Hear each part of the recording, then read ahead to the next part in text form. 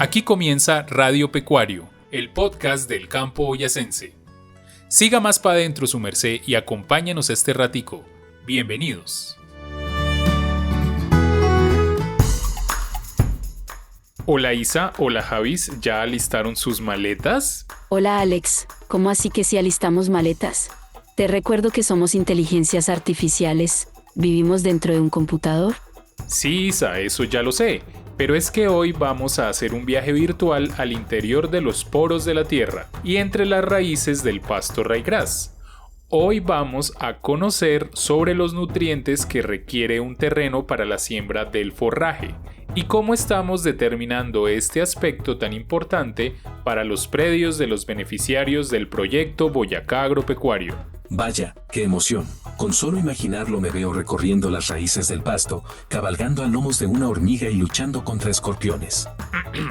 Bueno, volviendo al tema, lo importante aquí es comenzar por el principio, y el principio comienza con los elementos básicos que todo terreno necesita para sustentar cualquier cultivo. Javis, porfa, comienza con un breve pero sustancioso análisis acerca de los nutrientes necesarios para la correcta nutrición del forraje que usamos en el proyecto. Buscando datos en repositorio. Descargando. Hoy vamos a comenzar haciendo un repaso de los macro y micronutrientes necesarios para las especies de forraje raigras que estamos usando en el proyecto Boyacá Agropecuario. Los principales macronutrientes son nitrógeno, fósforo, potasio, calcio, magnesio, azufre. Por otro lado, los principales micronutrientes son hierro, manganeso, boro, cobre, zinc, molibdeno, cloro, níquel.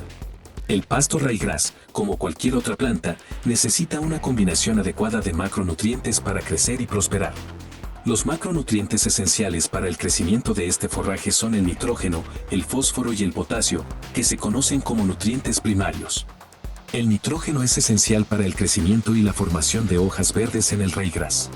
El fósforo es importante para el desarrollo de las raíces y la producción de semillas, y el potasio ayuda a la planta a resistir el estrés y a mantener un equilibrio hídrico adecuado.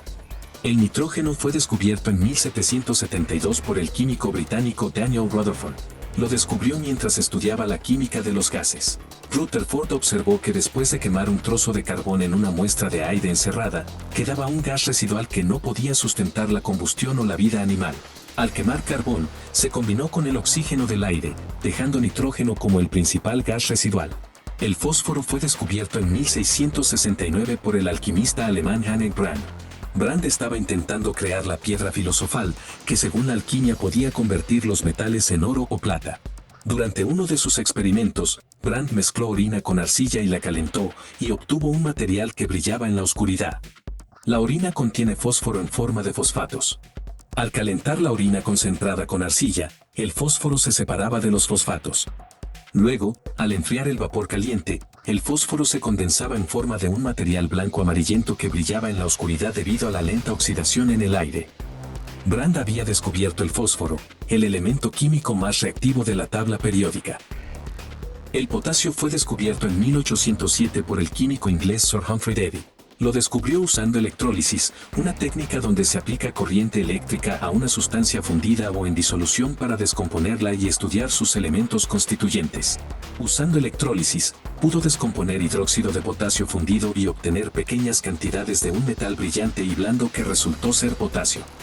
La proporción de estos nutrientes en la dieta de un pasto raigras puede afectar su crecimiento y rendimiento. Por ejemplo, un exceso de nitrógeno en la dieta puede resultar en una acumulación de tejido vegetal y un mayor riesgo de enfermedades, mientras que una deficiencia de fósforo puede limitar el crecimiento de las raíces y, por lo tanto, la capacidad de la planta para absorber agua y nutrientes. Por su parte, los micronutrientes también son esenciales para el crecimiento saludable del forraje, aunque se requieren en cantidades mucho más pequeñas que los macronutrientes. El hierro y el manganeso son necesarios para la formación de clorofila, esencial para la fotosíntesis y el crecimiento. También ayudan a la planta a absorber otros nutrientes esenciales, como el nitrógeno. El boro es importante para el desarrollo de las raíces y la producción de semillas, mientras que el zinc es esencial para la síntesis de proteínas y el crecimiento de las hojas y los brotes. El cobre ayuda a la planta a resistir el estrés. Una deficiencia de micronutrientes puede limitar el crecimiento y el rendimiento del pasto raigras, mientras que un exceso de algunos micronutrientes puede ser tóxico para la planta. Por lo tanto, es importante asegurarse de que el forraje tenga acceso a una cantidad adecuada de micronutrientes a través del suelo o mediante la aplicación adecuada de abonos o fertilizantes. Este Yavis es un duro, como siempre. Pero bueno, Alex, aclaremos porfa, ¿qué tiene que ver todo esto de historia y científicos de hace muchos años, con el proyecto con los cultivos del pasto raigras? Claro que sí, Isa, para allá vamos. ¿Recuerdas que ya se han hecho 2 tomas de muestras de suelos, aguas y pastos para llevar al laboratorio y analizarlos? Sí, claro que sí. Pues bien, ya tenemos los resultados de estos estudios, los cuales les servirán a nuestros beneficiarios para conocer cómo están compuestos sus terrenos y así tomar decisiones informadas sobre los correctivos a aplicar para mejorar tanto la salud del suelo como la nutrición del pasto y por supuesto de los animales. Sobre esto nos va a contar más Neldy Tatiana Rodríguez, la coordinadora técnica del proyecto. Genial, ya era hora. Pues hagámosle la conversa a Neldy Tatiana y preguntémosle qué se ha determinado a partir de los resultados de los análisis de suelos, aguas y bromatológicos realizados en los predios de los beneficiarios. Esos estudios le permiten a los productores saber la calidad nutricional con la que cuenta el suelo, por tanto la calidad nutricional que cuenta los pastos de los cuales se están alimentando pues los animales, ¿no? En base a ello pues pueden determinar si es de buena calidad, si requieren o no hacer aplicaciones de fertilizantes, qué manejo darle al componente suelo, pasto y también aguas para obtener una producción de calidad, para mejorar la nutrición de los animales. A nivel de suelos encontramos deficiencias nutricionales en fósforo, está como el pH de los suelos, está como la cantidad de materia orgánica que también contengan los suelos y también pues el origen de los suelos. Principalmente en los 3 municipios se han encontrado deficiencias o bajos contenidos, ¿cierto?, de los elementos fósforo, azufre y nitrógeno. A nivel de aguas, son aguas blandas, no son aguas duras, es decir que no se requiere aplicar correctivos. Se puede utilizar, ¿cierto? Es apta para riego y también para el consumo de los animales, para el uso pecuario. Y a nivel de pastos hemos encontrado igual que los pastos tienen deficiencias nutricionales en fósforo, en nitrógeno y en azufre. Y en cuanto a las imágenes fotográficas tomadas por la cámara multiespectral de los drones, ¿qué nos puedes comentar? Básicamente, las imágenes multiespectrales nos determinan la calidad del forraje existente. A partir de toda la información que recolectan los drones en los vuelos, podemos determinar el índice de vegetación normalizada. Este índice que nos permite determinar el nivel de cobertura existente en el suelo.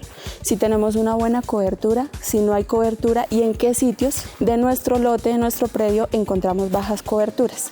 Ya se empieza a asociar si hay deficiencias de pronto de nitrógeno, de potasio, de qué elemento hay una deficiencia que pueda contribuir a que el desarrollo de ese pasto en ese sitio sea más bajo en relación al resto del predio. También de esa información podemos determinar la cantidad de clorofila. A partir de eso determinamos también nitrógeno. Clorofila y nitrógeno nos van a permitir determinar si las plantas son sanas o no y qué necesitan. A mayor nivel concentración de nitrógeno quiere decir que es una planta sana, que no va a ser afectada por enfermedades o plagas, ¿cierto? A menor concentración quiere decir que esa planta está enferma, le falta nutrición o algo está pasando con esa planta en ese lugar. Cuéntanos también para qué le puede servir los resultados de estos análisis a los beneficiarios del proyecto.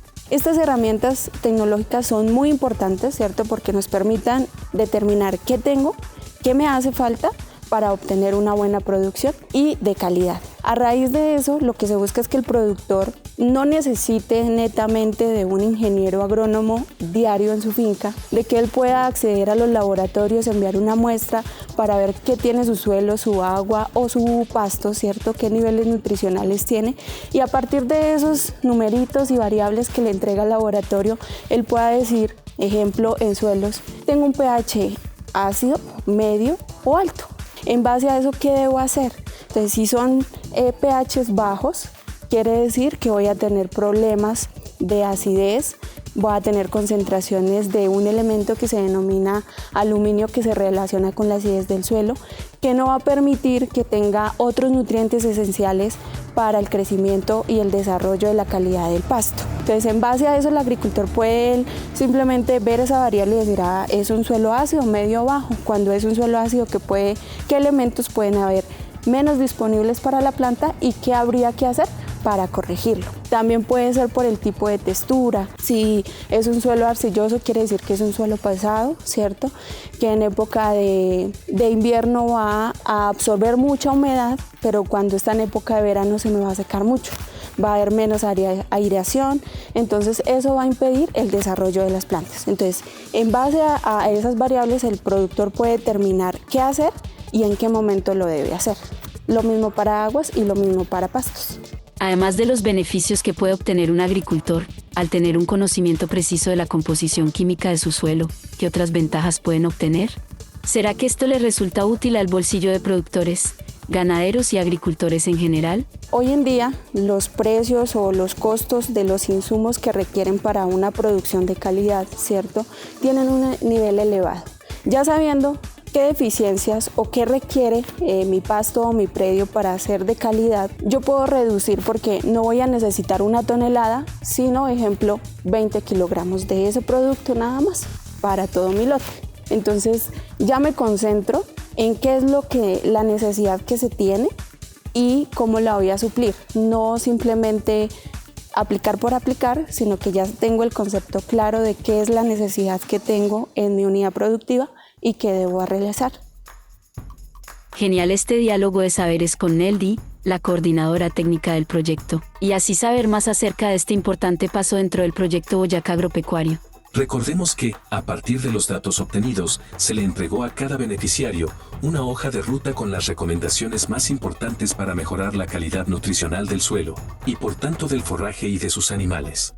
Se espera que este conocimiento sea apropiado por los beneficiarios para sus futuros proyectos productivos. Pero, ¿y qué piensan nuestros beneficiarios? Estuvimos visitando a algunos de ellos junto con el equipo de apropiación social del conocimiento y esto fue lo que nos dijeron. Camilo Ávila, beneficiario de Siachoque. Haciendo el análisis sobre todo de las imágenes por los vuelos de dron, identifico que pues falta hacer un poco de enmienda. Hay poca cobertura vegetal y pues hay que usar abono orgánico y cal para regular el pH y tener una mejor pastura. La idea sería aplicar cal y abono orgánico. Ayuda a regular el pH y reduce el aluminio que hay en el terreno. Muchas veces sí se usa el estiércol, lo que va dejando el ganado, las heces, se recogen, se trituran o se hace el desmierde que llaman para volverle a dar fuerza a la pastura, ¿sí? Pero hay otro que se compra, el abono que pues, se ha venido utilizando ha sido el que nos dieron en el proyecto y otro que se ha conseguido acá en los almacenes en el municipio. Magda Sanabria, beneficiaria de Siachoque. Según el análisis que recibí, el suelo en el cual seleccioné para la siembra de pasto no tengo que adicionarle sino materia orgánica, ya que los resultados salieron como benéficos a mi favor.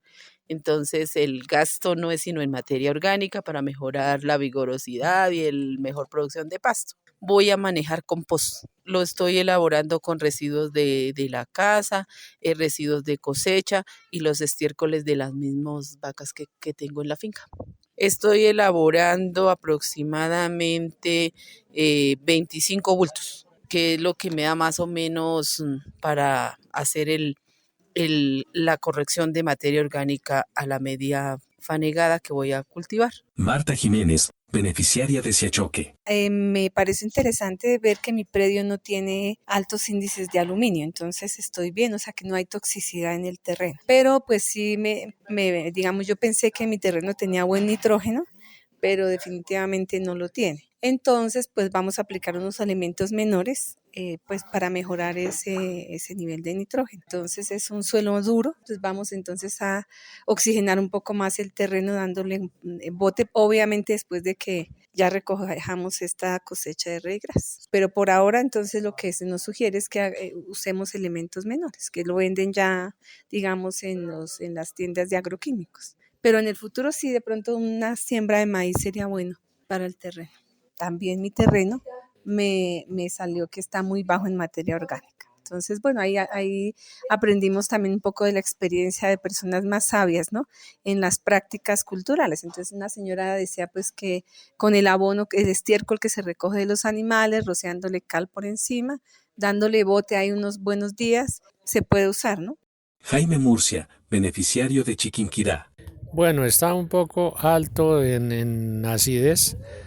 Toca corregirlo con cal viva, con aplicarle orgánicos, porque está con deficiencia también de materia orgánica. Yo sé hacer el compostaje, yo tengo lombricultivo y hago el compostaje con los residuos orgánicos y se lo aplico, pero entonces lo he estado aplicando en los otros potreros. A ese no le había aplicado, precisamente esperando estos resultados. Ahora sí le voy a aplicar y voy a poner en práctica también el lixiviado para fumigar en vez de químicos, de fungicidas. Angélica Solano, beneficiaria de Chiquinquirá. Si nos vamos al estudio de suelos, me presenta que tengo una alta cantidad de materia orgánica, un pH medio, bajo magnesio, bajo hierro, bajo en aluminio. Y pues para el cultivo que vamos a implementar, que es el ryegrass, me aconsejan que introduzca pues para los correctivos para fósforo, magnesio y azufre. Eso es en la cuestión del suelo. En lo del agua, me muestra aquí que es un agua neutra, con los valores y los rangos que están, digamos, permitidos están dentro de lo normal, con una dureza que me dice que es blanda y que sirve pues para el riego del cultivo que vamos a establecer o que ya estamos estableciendo. Y por último, Don Omar Rivera, beneficiario de Cuitiba, quien nos contará un tip casero para determinar el pH del suelo. Por ejemplo, si usted va a determinar el pH, yo compraba una remolacha, un repollo morado. Usted le saca unas hojas, lo hierve, deja enfriar el agüita queda bien moradita. Trae una preparación de suelo, la mezcla bien mezclada, que quede bien homogénea, y saca un poco de agua de la que le quedó moradita del repollo, y la coloca ya en el agua. Entonces hay unas tablas de colores que le dice que si se le vuelve rojo es porque son muy ácidos, pero que si torna los colores, el cambio de ese moradito hacia tonos azules, grises, entonces son alcalinos. Eso fue lo que me pasó a mí. Me encantan esos testimonios. Ahora, cabe aclarar que el nitrógeno, el fósforo y el potasio son solo algunos de los elementos que requieren los cultivos. Sin embargo, la lista puede ascender mucho más, dependiendo de las características de cada suelo. Tal cual, Isa. Hay que tener presente que el suelo es como un organismo vivo que puede ser diferente entre un predio y otro. Por tanto, cada agricultor o productor pecuario necesita y debe conocer muy bien la composición química del suelo de sus predios, así como la calidad de la microfauna y macrofauna presente en ella. Esto es importante para determinar también el tipo de abonos o fertilizantes a usar, las cantidades para aplicar y las zonas donde se debe aplicar una cosa u otra. Y bueno, también estuvimos hablando con Ángela Rodríguez, y esta mujer es muy tesa. Ángela es médico veterinaria y zootecnista de la Universidad UPTC, es especialista y máster en producción animal en ciencias veterinarias para la nutrición animal.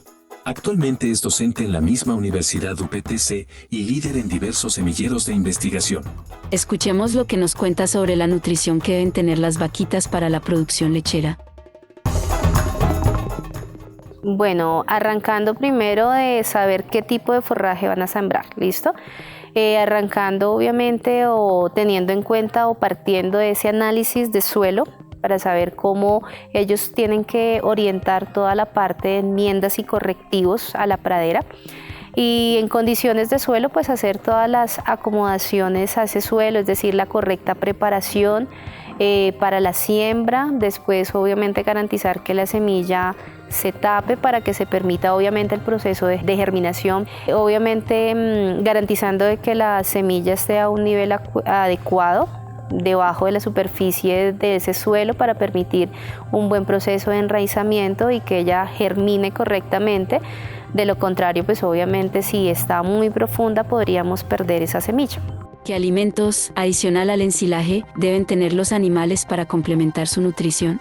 Si estamos hablando de vaca de alta producción, obviamente acompañamos el suministro de forraje, el suministro de ensilaje, lo acompañamos del suministro adecuado en la cantidad adecuada de una sal mineralizada que sea la que se necesita en ese sistema de producción lechero, y lo podemos acompañar obviamente de otros suplementos nutricionales como las formulaciones comerciales, los que conocemos nosotros como balanceado comercial o lo que se conoce también como concentrado, y un sinnúmero de más de procesos de elaboración de alimento que podemos utilizar, ¿listo? Como alternativo, fermentaciones en estado sólido, núcleos ensilados, bloques o harinas multinutricionales. ¿Qué deben tener en cuenta los productores para el proceso de ensilaje?